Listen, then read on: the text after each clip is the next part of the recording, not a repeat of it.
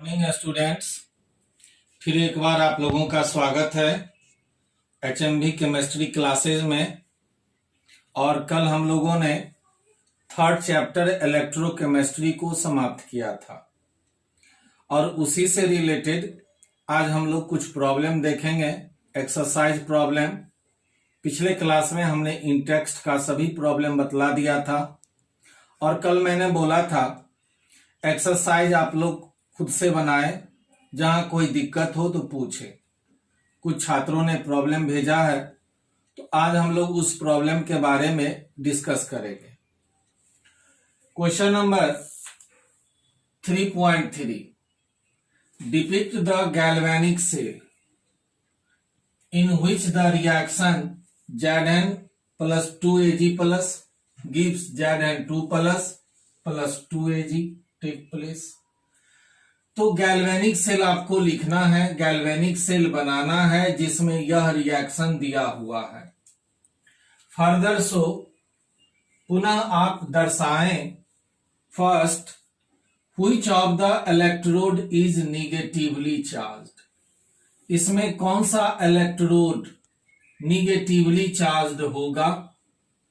Second, the carriers of the current in the cell, उस cell में current का प्रवाह कैसे होगा, कौन सा इलेक्ट्रोड करंट का प्रवाह करेगा।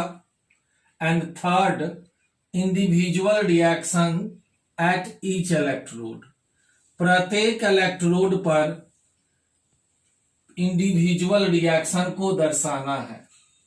प्रत्येक इलेक्ट्रोड अर्थात एनोड और कैथोड का reaction.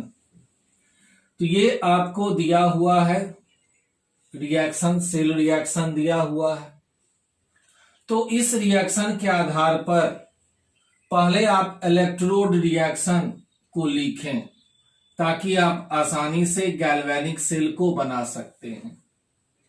Electrode reaction at anode and cathode वो बाद में। पहले आप यहां देखिए Zn कन्वर्ट हुआ किस में, Zn2 प्लस में। तो सबसे पहले लिया हमने Zn इन सॉलिड स्टेट जो कन्वर्ट हुआ Zn2 प्लस में इन एक्वस सॉल्यूशन। फिर 2Ag plus in aqueous solution और ये कन्वर्ट हुआ किसमें, 2Ag।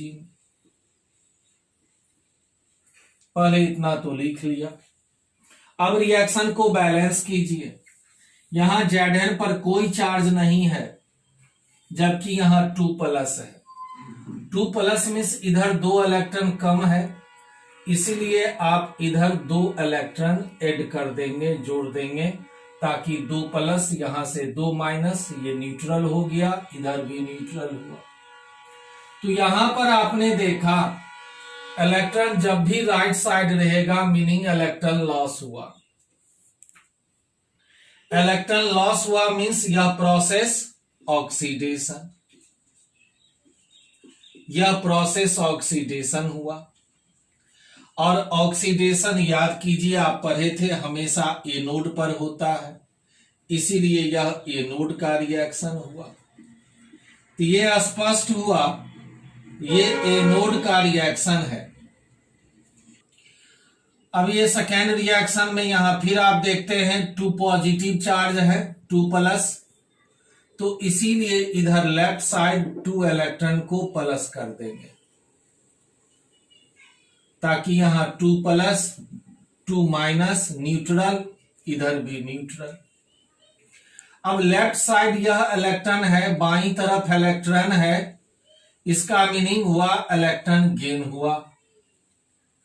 और जब भी जिस प्रोसेस में इलेक्ट्रॉन गेन होगा वह प्रोसेस रिडक्शन होगा।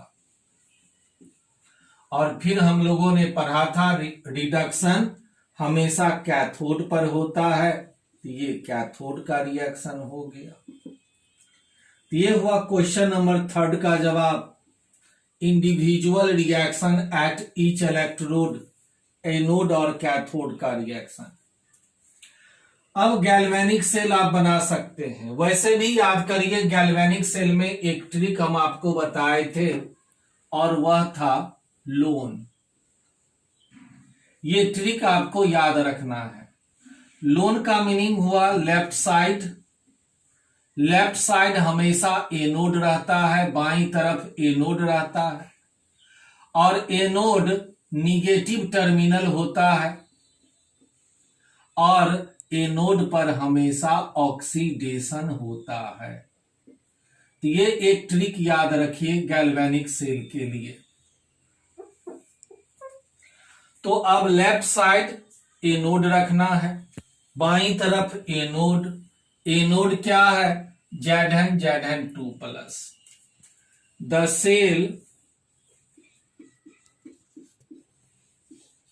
The cell may be represented as, cell को इस तरह से हम लोग व्यक्त करेंगे। तो बाईं तरफ लेफ्ट साइड बाईं तरफ एनोड रखना है। एनोड का काम कौन किया? Zinc, Zn2+। तो ये लिया Zn2+ इन एक्वा सॉल्यूशन। फिर हम लोग साल्ट ब्रिज रखेंगे, साल्ट ब्रिज। अब राइट साइड क्या रखेंगे? कैथोड। कैथोड में क्या लेंगे? Ag+ और Ag। ये 2 मोल 3 मोल नहीं लेना है, पर मोल लेंगे। तो इसीलिए यहां हमने लिखा Ag+ in aqueous solution and Ag solid state. तो ये क्या बन गया? गैल्वेनिक सेल आपको बनाना था, ये गैल्वेनिक सेल हो गया। इंडिविजुअल रिएक्शन एनोड और कैथोड के रिएक्शन के आधार पर। तो अब ये हो गया लेफ्ट साइड बाईं तरफ एनोड। ये एनोड का काम किया, ये कैथोड का काम किया। इसे आप एनोड कहेंगे, इसे आप कैथोड कहेंगे। अब आइए first, Which of the electrode is negatively charged? Negatively charge कौन होगा? तो निगेटिवली चार्ज कौन होगा? एनोड होगा। और एनोड का काम कौन किया? जिंक। तो इसीलिए zinc electrode will be negatively charge. तो फर्स्ट के जवाब में हम लोग लिखेंगे जिंक इलेक्ट्रोड जो एनोड का काम किया, zinc electrode will be negatively charged. अब आइए सेकेंड में, the carrier of current in the cell. Current का प्रवाह किधर से किधर होगा? तो याद करिए, आपने पढ़ा था इलेक्ट्रॉन का फ्लो, इलेक्ट्रॉन का प्रवाह हमेशा एनोड से कैथोड की तरफ होता है, और ठीक इसके अपोजिट डायरेक्शन में, ठीक इसके विपरीत दिशा में करंट का फ्लो होता है। मींस करंट का फ्लो हमेशा कैथोड से एनोड की तरफ, सिल्वर से जिंक की तरफ। तो सेकेंड में हम लोग लिखेंगे the current will flow from silver to zinc electrode.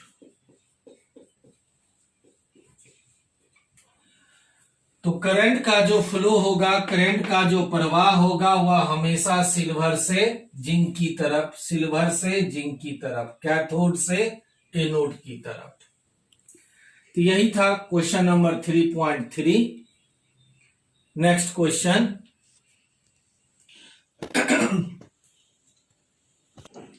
Now we see another question 3.5। Right the nearest equation and EMF of the following cell at 298 Kelvin. nearest equation लिखना है and EMF of following cell at 298 Kelvin Fe2 plus Fe2 plus का concentration 0.001 molarity salt bridge H plus concentration 1 molarity H2 1 bar pressure platinum given standard electrode potential of Fe2 plus Fe minus 0.44 volt. तो पहले cell reaction हम लोग लिखेंगे। तो left side आप जैसा जानते हैं हमेशा एनोड रहता है और राइट साइड हमेशा कैथोड रहता है। तो एट एनोड का रिएक्शन देखें। एनोड पे आपने देखा Fe ऑक्सीडाइज्ड हुआ Fe2 प्लस में Fe2 plus in aqueous solution loss of 2 electron oxidation at cathode H plus reduced into H2 H plus H2 ये रिएक्शन तो बैलेंस है Fe no charge 2 plus 2 minus. अब यहां देखिए 2 हाइड्रोजन है जबकि यहां एक हाइड्रोजन, इसलिए यहां 2 मोल कर देंगे। 2 plus no charge therefore gain of 2 electron.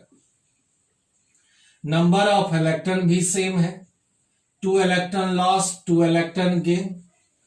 तो यहां पर इस प्रोसेस में दोनों प्रोसेस में number of electron 2। Net reaction Fe 2H plus gives Fe2 plus and H2। अब हम लोग कैलकुलेट कर लेंगे ई स्टैंडर्ड से। आपने पढ़ा फॉर्मूला ई standard cathode minus E standard anode. तो कैथोड का काम यहां कौन किया? कैथोड का काम किया H plus H2। Cathode H plus H2। E standard H plus H2 minus E standard anode. Anode का काम किया Fe2 plus and Fe। Hydrogen का स्टैंडर्ड इलेक्ट्रोड पोटेंशियल हमेशा याद रखिए 0 माइनस आयरन का स्टैंडर्ड इलेक्ट्रोड पोटेंशियल दिया हुआ है minus 0.44 volt. Minus minus plus 0.44 volt. ये था ई स्टैंडर्ड से। अब हम लोग को लिखना है नरेस्ट equation. नरेस्ट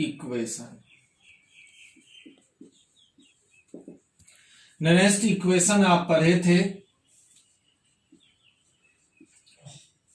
E cell is equal to E standard cell minus 0.059 by n log molar concentration of Fe2 plus molar concentration of Fe2 plus by molar concentration of H plus molar concentration of H plus 2 mole therefore power 2। This is Nernst equation. E standard cell, E standard cell यहां कितना आया 0.44 volt, 0.44 volt minus 0.059 by n. N is the number of electron loss or gain, that is n is equal to 2 log molar concentration of Fe2 plus, Fe2 plus का concentration 0.001 molarity, 0.001 molarity by 1 molarity, या इसी को आप लिख सकते हैं इस तरह से 0.44 वोल्ट माइनस 0.059 by 2 लॉग, ये पॉइंट इसी को लिख सकते हैं 1/10⁻³ पॉइंट हटा देंगे तो ये हो जाएगा 1000 1/1000 10⁻³ 0.44 वोल्ट माइनस 0.059 by 2। अब इसको ऊपर ले जाइए तो इसको आप लिखिएगा log 10⁻³ या इसी को लिखेंगे 3 log 10, 0.44 volt minus 0.059 by 2 into 3 log 10। तो log 10 1, 3 से मल्टीप्लाई करके 2 से डिवाइड कर दीजिए। तो इस तरह से E cell is equal to 0.44 volt, 0.44 volt minus 0.059 into 3 by 2 log 10 1। अब इसमें 3 से मल्टीप्लाई कर दीजिए, 2 से डिवाइड कर दीजिए तो 0.44 वोल्ट, 3 से मल्टीप्लाई करिए 3 into 9 27, 3 into 5 15 plus 2 17, 1.0 by 2, 0.44 volt 2 से डिवाइड कर दीजिए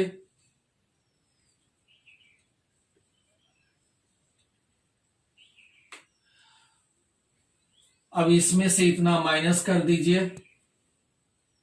0.44 वोल्ट log 10⁻³ तो ये ऊपर जाएगा तो ये माइनस हो जाएगा 10⁻⁻3। इसे हम लिखेंगे -3 log 10। तो फिर यहां माइनस और ये माइनस को मल्टीप्लाई करेंगे तो प्लस हो जाएगा, यहां भी प्लस, यहां भी प्लस, दोनों को ऐड कर दीजिए, दोनों को जोड़ दीजिए तो ये 8 and 5, 8 + 4 12, 1.0 वोल्ट। तो यही कैलकुलेट करना था।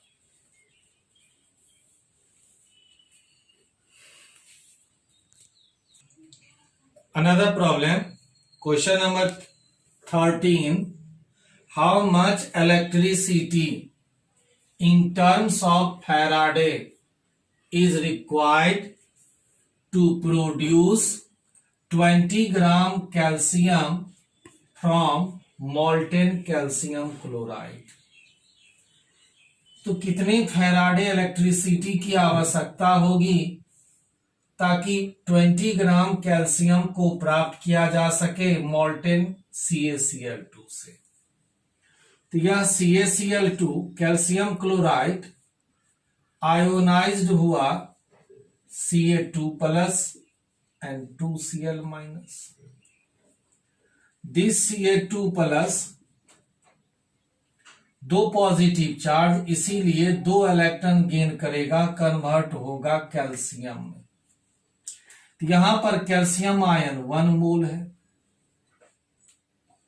1 mole calcium, calcium you know that calcium atomic number 20, atomic mass 40. तो 1 mole calcium is 40 gram calcium.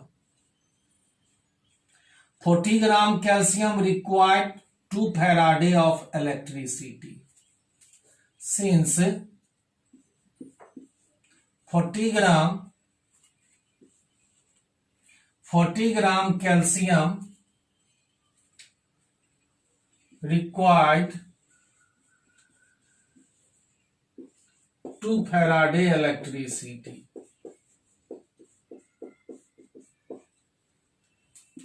Therefore, in 1 gram, 2 Faraday by 40 gram, and therefore, in 20 gram, 20 gram calcium, 2 Faraday by 40 gram into 20 gram, 20 to 1 Faraday of electricity is required. Now another question, how many moles of electrons are required? कितने mole इलेक्ट्रॉनों की आवश्यकता होगी to reduce 1 mole dichromate ion to Cr3 plus. कितने mole इलेक्ट्रॉनों की आवश्यकता होगी जो 1 मोल Cr2O7 माइनस को रेड्यूस कर दे Cr3 प्लस में।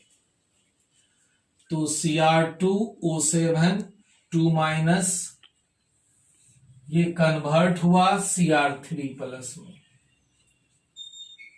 अब इस इक्वेशन को चेक करिए, क्या यह इक्वेशन बैलेंस्ड है? यहां आप देखते हैं 2 क्रोमियम है, यहां 1 क्रोमियम है, तो क्रोमियम को बैलेंस करने के लिए यहां 2 कर देंगे। अब दोनों तरफ 2 क्रोमियम हो गया, 2 क्रोमियम। फिर यहां देखिए इधर 7 ऑक्सीजन है, इधर कोई ऑक्सीजन नहीं है, तो जिधर ऑक्सीजन नहीं रहेगा उधर हम लोग वाटर जोड़ेंगे, H2O जोड़ देंगे। कितना ऑक्सीजन है? 7, इसीलिए यहां 7 मोल वाटर जोड़ देंगे। अब दोनों तरफ left side 7 oxygen, right side भी 7 ऑक्सीजन। अब देखिए इधर हाइड्रोजन कितना हो गया? 7 into 2 14, इधर 14 हाइड्रोजन है, इधर कोई हाइड्रोजन नहीं है, तो जिधर हाइड्रोजन नहीं रहता है उधर हम लोग H प्लस आयन जोड़ते हैं। कितना हाइड्रोजन है? 7 into 2 14, यहां 14H प्लस कर दिया। अब दोनों तरफ हाइड्रोजन भी बैलेंस हो गया, सभी एटम दोनों तरफ बैलेंस हो गया। अब हम लोग यहां चार्ज को बैलेंस करेंगे। चार्ज आप देखते हैं यहां 2 माइनस है, यहां 14 प्लस, 14 प्लस और 2 माइनस, इधर बच गया 12 प्लस, इधर 2 into 3, इधर 6 प्लस। तो यहां पर आपने देखा कि इधर 6 प्लस है जबकि इधर 12 प्लस है। 12 प्लस का मीनिंग इधर 12 इलेक्ट्रॉन कम है, 6 प्लस का मीनिंग इधर 6 इलेक्ट्रॉन कम है। जिधर इलेक्ट्रॉन कम है उधर इतना इलेक्ट्रॉन जोड़ेंगे ताकि दोनों तरफ इलेक्ट्रॉन इक्वल हो जाएगा। इधर 12 इलेक्ट्रॉन कम है, इधर 6 इलेक्ट्रॉन कम है, तो इसमें 6 इलेक्ट्रॉन जोड़ देने पर दोनों तरफ इलेक्ट्रॉन सेम हो जाएगा, इसीलिए यहां पर लिखा 6 इलेक्ट्रॉन। अब आप चेक करिए दोनों तरफ, यह इक्वेशन बिल्कुल आपको बैलेंस्ड मिलेगा। चेक करते हैं, 2 क्रोमियम, यहां भी 2 chromium, 7 oxygen, 7 oxygen, 7 into 2 14 hydrogen, यहां भी 14 हाइड्रोजन। चार्ज को चेक करते हैं, इधर 2 minus 14 plus, 6 minus 6 minus 2 minus 8 minus 14 plus, तो क्या बच गया 6 प्लस। इधर भी देखिए 6 प्लस। तो इस तरह से यह बिल्कुल बैलेंस हुआ। तो इस तरह से यहां डाइक्रोमेट आयन कितना है 1 मोल। तो 1 मोल डाइक्रोमेट आयन जो रेड्यूस हुआ Cr3 प्लस में, तो इसमें कितने मोल इलेक्ट्रॉन की आवश्यकता हुई 6 मोल। तो इस तरह से 6 मोल इलेक्ट्रॉन की आवश्यकता हुई। thus 6 mole electron are required to reduce 1 mole Cr2O7 2 minus 2 Cr3 plus. तो इस तरह से 6 मोल इलेक्ट्रॉनों की आवश्यकता होती है जब 1 मोल डाइक्रोमेट आयन रेड्यूस हुआ Cr3 plus. Now we see some another problem. Now we see question number 16. 3 electrolytic cell A, B, C containing solutions of ZnSO4, AgNO3 and CuSO4 respectively are connected in a series. यहां पर 3 electrolytic cell लिया गया A, B और C।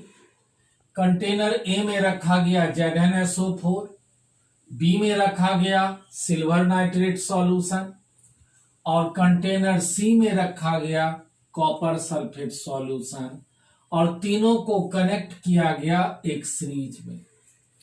STD current of 1.5 ampere was passed through them, और उससे तीनों को जब सीरीज में कनेक्ट किया गया तो फिर 1.5 एम्पियर का करंट प्रवाहित किया गया, जिसमें 1.45 ग्राम सिल्वर डिपॉजिट होता है at the cathode of cell B. Cell B में जो सिल्वर डिपॉजिट हुआ, एकत्रित हुआ, जमा हुआ, वह 1.45 gram. How long did the current flow, तो कितने समय तक उस करंट को प्रवाहित किया गया, टाइम निकालना है। What mass of copper and zinc were deposited, copper कितना डिपॉजिट होगा, जिंक कितना डिपॉजिट होगा, ये कैलकुलेट करना है। तो सबसे पहले यह सिल्वर नाइट्रेट आयोनाइज्ड हुआ Ag plus NO3 minus. Ag plus 1 electron gain किया, 1 पॉजिटिव चार्ज 1 इलेक्ट्रॉन गेन किया, और यह रेड्यूस हुआ सिल्वर में। यहां Ag प्लस 1 मोल इलेक्ट्रॉन 1 फैराडे 96,500 कूलम की आवश्यकता हुई। सिल्वर एटॉमिक मास 108 ग्राम। आप जानते हैं सिल्वर का एटॉमिक नंबर 47, एटॉमिक मास 108। तो यहां पर 108 ग्राम सिल्वर डिपॉजिट होता है, और इसके लिए 96,500 कूलम इलेक्ट्रिसिटी की आवश्यकता हुई। 108 gram of silver are deposited by 1 faraday, that is 96,500 coulomb. Therefore in 1 gram 96,500 coulomb by 108 gram, and therefore in 1.45 gram silver, 1.45 gram silver, तो 96,500 coulomb into 1.45 gram by 108 gram. इसको सॉल्व करिए। This is equal to 1295.6 coulomb. तो इतने coulomb की आवश्यकता होगी 1.45 ग्राम silver को deposit करने के लिए। Again we know that Q is equal to I into T. Therefore T time is equal to Q by I. Q 1295.6 coulomb by I strength of current 1.5 ampere, 1.5 ampere divide कर दीजिए 863.7 second. अब इसमें इसे minute में convert करेंगे, 60 से divide कर देंगे तो 14 minute 24 second. This is the time. तो how long did the current flow, कितने समय तक करंट को प्रवाहित किया गया, तो ये समय निकल गया 14 मिनट 24 सेकेंड।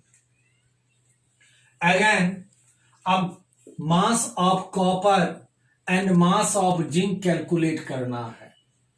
तो कॉपर CuSO4 ये आयोनाइज्ड होगा Cu2 plus SO4 2 minus, Cu2 plus 2 electron gain किया, रेड्यूस हुआ Cu में।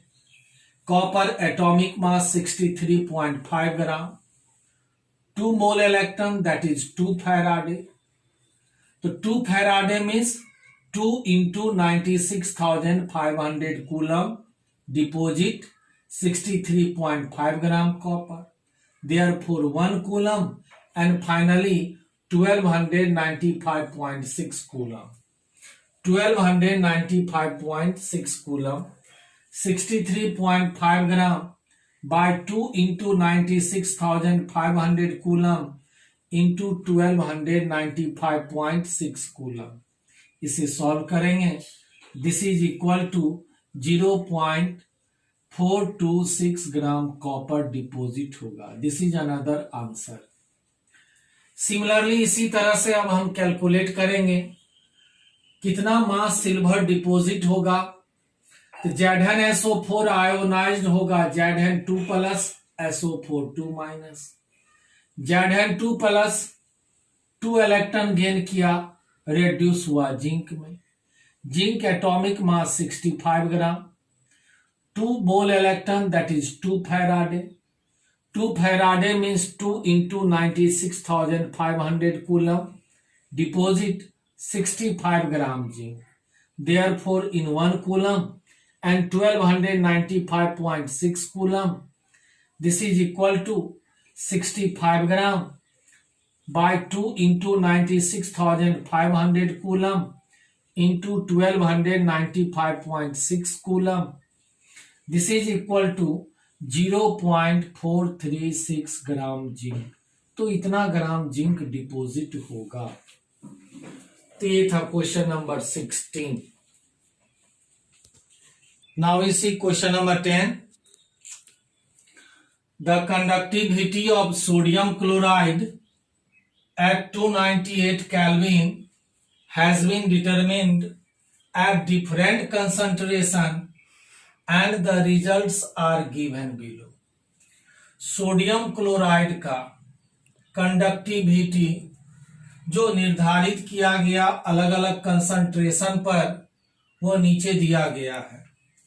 कंसंट्रेशन मोलारिटी 0.001, तब इसका कंडक्टिविटी 10⁻² के मल्टीपल में दिया हुआ है 1.237। इसी तरह जब कंसंट्रेशन 0.010 है तो कंडक्टिविटी 10⁻² के मल्टीपल में 11.85। तो ये कंसंट्रेशन दिया हुआ है और इसका कंडक्टिविटी दिया हुआ है। Calculate lambda M for all concentration, सभी कंसंट्रेशन के लिए लैम्डा एम कैलकुलेट करना है। Molar conductivity and draw a plot, एक ग्राफ प्लॉटिंग करना है lambda M and square root of concentration के बीच। Find the value of lambda standard M, limiting molar conductivity भी कैलकुलेट करना है। चलिए अब ध्यान दीजिए, कंसंट्रेशन जब 0.001 है, 0.001 को लिख सकते हैं 10⁻⁻3। तब कंडक्टिविटी दिया हुआ है 1.237, 10⁻² के मल्टीपल में।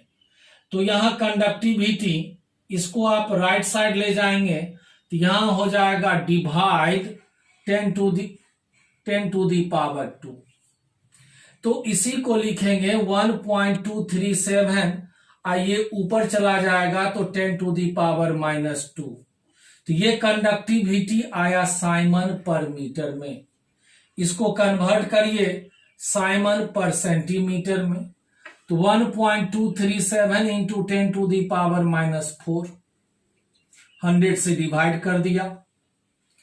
अब हम कैलकुलेट करेंगे lambda M, limiting molar conductivity, lambda M molar conductivity. Formula आपने पढ़ा था kappa into 1000 by molarity concentration. तो ये molar conductivity siemens centimetre square पर मोल में आएगा। तो कापा कितना है 1.237 into 10⁻⁻4 into 1000 by molarity concentration 10⁻⁻3। इसको सॉल्व किया तो ये आया 123.7।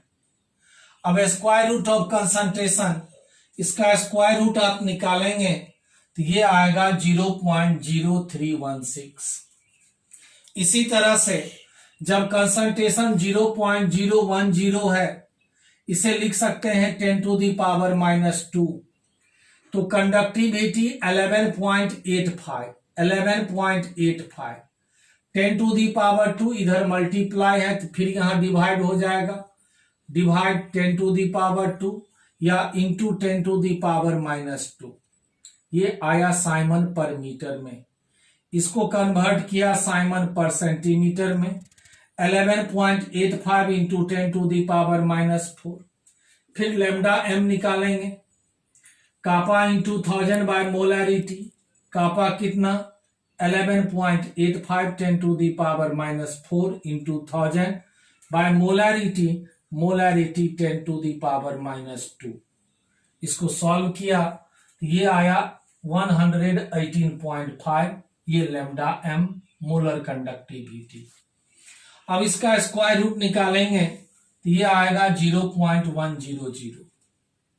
थर्ड कंडीशन में कंसंट्रेशन है 0.020, it may be written as 2 into 10⁻⁻2। In this case conductivity kappa 10⁻² के मल्टीपल में है 23.15। तो यहां कापा 10⁻² से यहां फिर यहां डिवाइड हो जाएगा 10⁻²। प्रत्येक में 10⁻² से डिवाइड करेंगे। इसी को लिख सकते हैं 23.15 इंटू 10⁻⁻2, 23.15 10⁻⁻2। ये था साइमन पर मीटर में। अब साइमन पर सेंटीमीटर में कन्वर्ट करने के लिए 23.15 10⁻⁻4। लैम्डा एम कैलकुलेट करेंगे, kappa into 1000 by molarity, 23.15 into 10⁻⁻4 into 1000 by molarity 2 into 10⁻⁻2 divide कर दीजिए। इसको आप सॉल्व करेंगे तो 115.8। फिर यहां पर 2 इंटू 10⁻⁻2 का स्क्वायर रूट निकालिए तो 0.141। फोर्थ कंडीशन में कंसंट्रेशन है 0.050, कंसंट्रेशन 0.050, इसे लिख सकते हैं 5 इंटू 10⁻⁻2। कंडीशन में concentration 0.050, this is equal to 5 into 10⁻⁻2।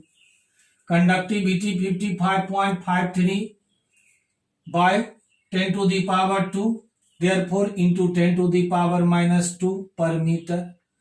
Per centimeter 55.53 10 to the power minus 4. Now lambda m 55.53 10 to the power minus 4 into 1000 by molarity concentration 5 into 10 to the power minus 2. इसे solve किया 111.1 and square root of concentration 5 into 10 to the power minus 2 0.224. Last condition concentration 0.100, it may be written as 1 into 10 to the power minus 1. Conductivity 10 to multiply 10 to the power 2 divide 10 to the power 2 106.74 10 to the power minus 2 per centimeter 106.74 10 to the power minus 4. Now lambda m kappa 106.74 into 10 to the power minus 4 into 1000 by concentration 1 into 10 to the power minus 1. This is equal to 106.7. A square root of concentration 1 into 10 to the power minus 1 0.316. तो ये था प्रत्येक condition में lambda M molar conductivity calculate किया गया। अब यहां कहता है draw a plot between lambda M and square root of concentration. तो एक्स एक्सिस पर रखा square root of concentration 0, 0.05, 0.10, 0.15, 0.20, 0.25, 0.30, 0.35। Y axis पर रखा गया molar conductivity lambda M 106, 108, 110, 112, 114, 116, 118, 120, 122 and 124। अब यहां देखिए फर्स्ट कंडीशन में कंसंट्रेशन 0.03, 0.05 से पहले 0.03, तो लैम्डा एम 123.7, 124 से थोड़ा नीचे 123.7 this 0.03, 123.7 this point. Second condition concentration 0.1, lambda M 118.5, 118.5, 120 से नीचे 118.5। थर्ड कंडीशन कंसंट्रेशन 0.141, 0.15 से ठीक पहले 0.14 and lambda M 118.5। Third condition 0.141, 0.141, 115.8, 115.8, 116 से थोड़ा नीचे 115.8 this point. Fourth condition concentration 0.224, 0.224, 0.25 से पहले 0.22 and lambda M 111.1, 111.1। Last condition 0.316 and 106.7 this. तो यह एक इंटरसेप्ट प्राप्त हुआ जो lambda standard M limiting molar conductivity को इंडिकेट करता है और इस तरह से lambda standard M 124.0 siemens centimetre square पर मोल प्राप्त होता है। यही कैलकुलेट करना था। तो ये सब था इलेक्ट्रोकेमिस्ट्री का एक्सरसाइज प्रॉब्लम इन टेक्स्ट और एक्सरसाइज आज आपने देखा। ये थर्ड चैप्टर समाप्त हुआ। कल हम लोग स्टार्ट करेंगे न्यू चैप्टर। तब तक इसको रिवीजन करिए, प्रैक्टिस करिए, सेल्फ स्टडी कीजिए, घर में रहिए, माता पिता की सेवा करिए। All the best.